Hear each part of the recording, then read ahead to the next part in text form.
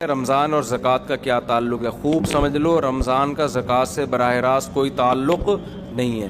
جب آپ صاحب نصاب ہوئے تھے نا، 52.5 تولے چاندی کے برابر مال آیا تھا آپ کے پاس، سونا، چاندی، مال تجارت، نقدی، یہ 4 چیزیں جس دن آپ کے پاس آ گئیں، کتنی؟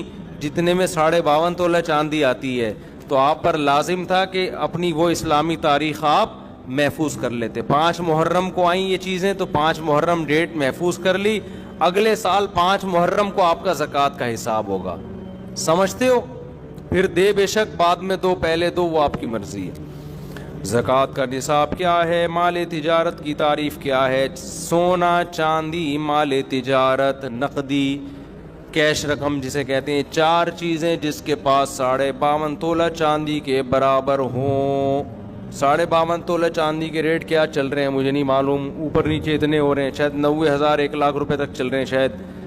تو جس کے پاس اتنی مالیت کا سونا، چاندی، تجارتی مال یا نقدی ہو تو وہ صاحب نصاب بن جاتا ہے۔ اس پر لازم ہوتا ہے کہ وہ اسلامی تاریخ نوٹ کر لے۔ عام طور پر جب لڑکوں کی، لونڈے لپاڑوں کی تنخواہ لگتی ہے، پہلی تنخواہ 90,000 1 لاکھ آئی تو وہ صاحب نصاب بن گئے۔ لڑکیوں کی شادی ہوتی، ان کو سونا ملتا ہے، تو جس دن ان کو سونا ملا ہے، ہینڈ اوور ہوا ہے، وہ تاریخ، وہ اسلامی تاریخ نوٹ کر لیں۔ سمجھ میں آ رہی ہے بات؟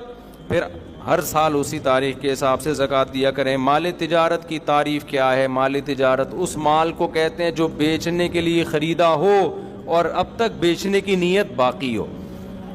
آپ کی دکان ہے، کرائے پہ دی ہوئی ہے، دکان پہ زکوٰۃ نہیں ہے کیوں؟ کرائے پہ دی ہوئی ہے۔ آپ کی گاڑی ہے، کرائے پہ دی ہوئی ہے، زکوٰۃ نہیں ہے کیوں؟ کرائے پہ دی ہوئی ہے۔ ہاں، گاڑی آپ نے خریدی ہے کہ بیچ دوں گا میں، خریدتے ہوئے بیچنے کی نیت تھی تو اس گاڑی پہ زکوٰۃ دینا واجب۔ ہاں، گاڑی آپ نے خریدی اپنے لیے، ارادہ ہوا کہ جب بیچنے کا موڈ ہوا تو بیچ دوں گا، یہ مال تجارت نہیں ہے کیونکہ خریدی کس لیے؟ بیچنے کے لیے، ضرور استعمال کے لیے۔ اس طرح پلاٹ آپ نے خریدا کہ یار کنفیوز ہوں، دیکھیں گے فیوچر میں بناؤں یا بیچوں، سوچوں، زکوٰۃ نہیں ہے اس پر۔ ہاں، پلاٹ خریدا، نیت کیا ہے؟ بیچوں گا، اس پہ زکوٰۃ واجب ہے۔ سمجھتے ہو کہ نہیں سمجھتے ہو؟ زکوٰۃ کن لوگوں کو دی جا سکتی ہے؟ زکوٰۃ ان لوگوں کو دی جا سکتی ہے، اتنا کافی ہے۔ سمجھتے ہو؟ غریبوں، غریب ہونے کے لیے کیا ہے کہ 5 چیزیں، 4 چیزیں تو وہی جو زکوٰۃ والی ہیں، سونا، چاندی، مال تجارت اور کیش، اور 5ویں چیز ہے ضرورت سے زائد سامان۔ ایک آدمی کے پاس ضرورت سے زائد سامان ہے، ضرورت سے زائد سامان اسے کہتے ہیں پورے سال استعمال ہی نہیں ہو رہا۔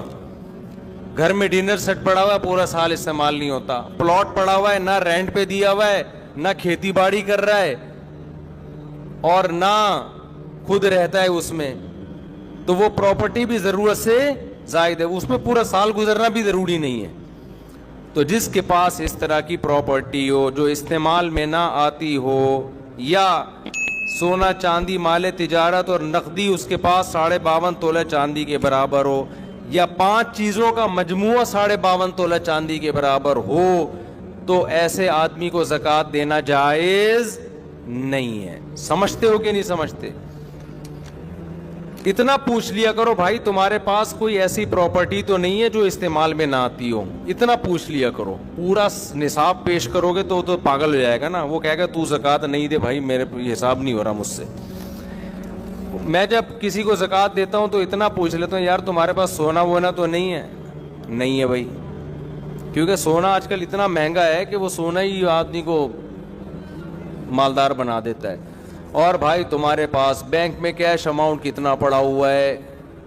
غریب کے پاس تو کیش اکاؤنٹ ہی نہیں ہوتا عام طور پہ، ہے 20-30 ہزار ہے تو وہ مستحق ہے زکوٰۃ کا۔ کوئی پراپرٹی تو نہیں ہے گھر کے علاوہ، جس گھر میں رہتے ہو وہ تو ٹھیک ہے، ایسا تو نہیں کوئی پلاٹ لے کے ڈالا وہ خالی پلاٹ پڑا ہوا ہو، تو ایسا اگر نہیں ہے تو عام طور پر ایسا آدمی زکوٰۃ کا مستحق ہوتا ہے۔ سمجھتے ہو کہ نہیں سمجھتے؟ کیوں؟ نہ پیسہ ہے، نہ کوئی سیونگ نہیں ہے، خلاصہ یہ نکلا، سیونگ نہیں ہے اس کے پاس۔ اچھا میرے بھائی، عشر کیا ہے؟ کتنی آمدنی پر ہے؟ عشر کہتے ہیں زمین کی پیداوار، تو زمین جو جو